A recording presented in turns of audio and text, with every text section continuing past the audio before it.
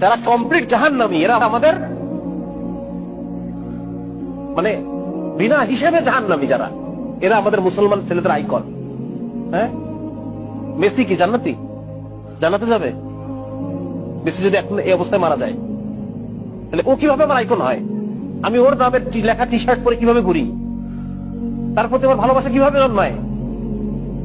কিভাবে জন্মায়? আমি তো মুসলমানের সন্তান। আমার আইডল হওয়ার কথা ছিল মুহাম্মদ রাসূলুল্লাহ সাল্লাল্লাহু আলাইহি ওয়াসাল্লাম। আমার আইডল হওয়ার কথা ছিল আবু বকর, ওমর, খালিদ ইবনে ওয়ালিদ, মুহাম্মদ বিন কাসিম, হ্যাঁ, মাহমুদ গজনবী, এরা আমাদের আইডল হওয়ার কথা ছিল। আজকে আমাদের আইডল কারা?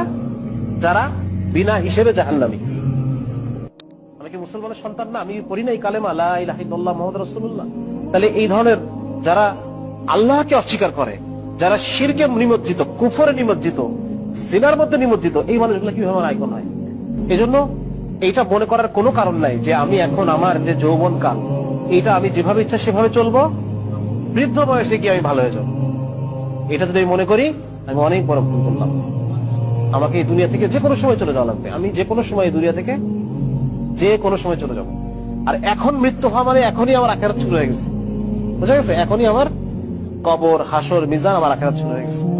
যার কারণে এটা, এই ভুল থেকে আমাদের উঠতে হবে এবং মুসলিম হিসেবে আমাকে নিজেকে চিনতে হবে যে আমি সবার আগে একজন কি, সবার আগে আমি একজন মুসলমান। আমি আল্লাহ তাআলার বান্দা।